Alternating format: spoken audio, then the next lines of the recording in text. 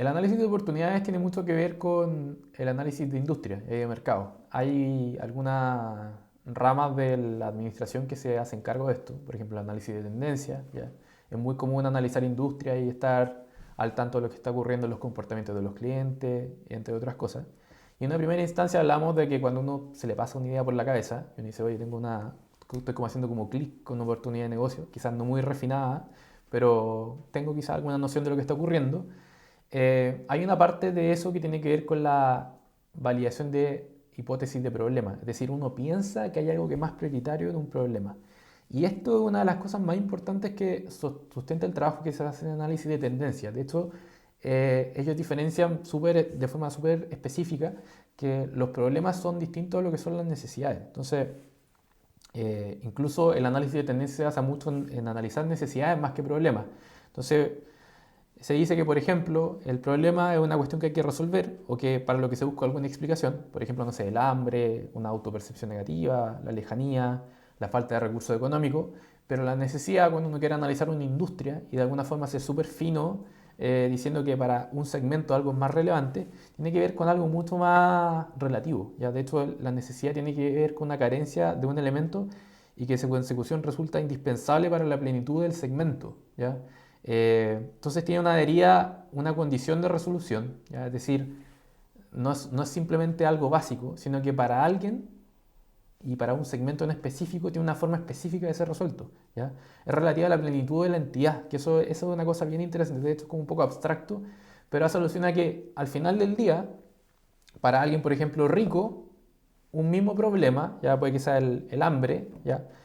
Puede que tenga una manifestación totalmente distinta. Entonces, por ejemplo, el hambre puede que tenga una manifestación por un segmento de alimentación para subsistir, pero para otra persona puede que sea gula, puede que ya comió todo y que simplemente esté buscando otros sabores, ya de cosas que no ha probado. Entonces, eh, es muy interesante porque de alguna forma hacer una buena detección de oportunidades también tiene mucha relación con entender muy bien a un segmento, ¿ya? Entender cosas más subyacentes a su, a las cosas que para ese segmento son relativamente más importantes, ¿ya? Entonces, cuando uno hace el análisis de oportunidades, hay que tratar de sacar de la ecuación como absolutismo de, oye, este problema es fundamental para todo. No es así, ¿ya? Cuando uno hace la evaluación de oportunidades y de necesidades, hay que ser súper relativo respecto a qué es importante para el segmento que estoy analizando. Por ejemplo, la autopercepción negativa podría ser simplemente tratar de hacer que alguien se acepte versus llegar a un punto de egolatría, ¿ya? O incluso la lejanía, simplemente estar un poco más cerca de algo versus estar al lado de algo, ¿ya?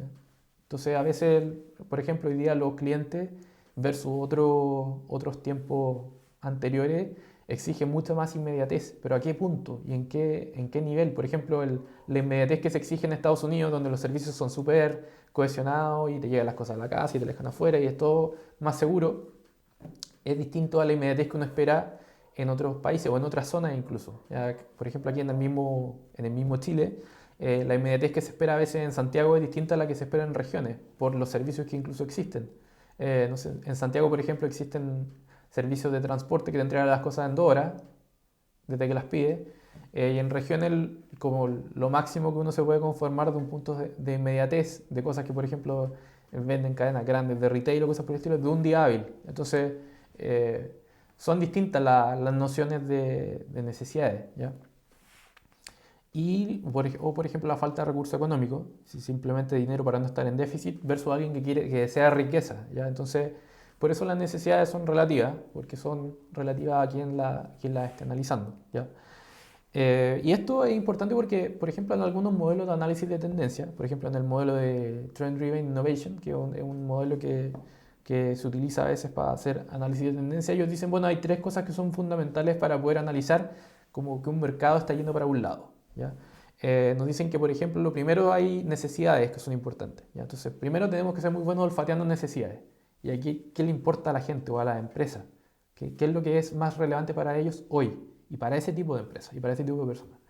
Eh, lo otro que nos dice también que es muy importante que sepamos identificar para olfatear que algo está ocurriendo son lo que se conoce como vehículos de cambio, es decir, hay elementos y movimientos como en el entorno que hacen que las cosas sean más importantes. Entonces, por ejemplo, si hoy día la gente es más sustentable que antes, probablemente eso también está gatillado por hartas otras cosas, por cambios culturales y por otras cosas que van moviéndose en un unísono, ¿ya? En general las cosas no pasan porque sí en la sociedad.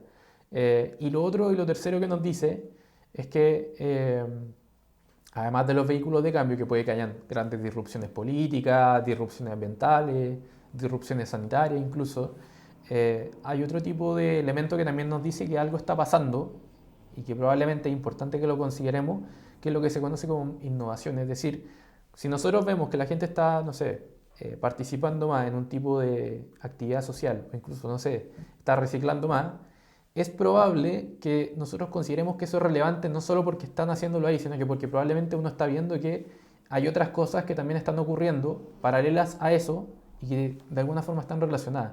Entonces quizás los medios de comunicación también están hablando mucho de sustentabilidad, quizás se están haciendo otras cosas que para la gente son relativas a la sustentabilidad y uno olfateando dice, oye, la, la tendencia, y por eso esto tiene que ver con el análisis de tendencia, el mercado está yendo hacia allá, porque uno ve que hay muchas cosas que están ocurriendo que al parecer están relacionadas. ¿Ya? Entonces, un dicho interesante que muchos dicen que es fácil ser general después de la guerra, ¿ya? Es fácil analizar tendencias después de que pasan las cosas. Una de las cosas interesantes de esta rama del management es justamente anticiparse eso. Como yo hoy día me voy dando cuenta de lo que va a pasar mañana, ¿ya? Y eso es quizás de lo más importante para el análisis de oportunidades. No es tanto analizar las cosas después de que ya ocurren, sino que es entender qué es lo que viene. Y esa es quizás la mayor complejidad de esto.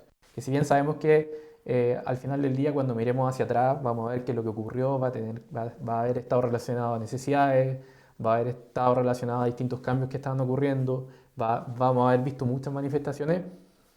¿Cómo hacemos eso para poder lograrlo hacia el frente? O sea, es decir, cómo proyectamos el futuro.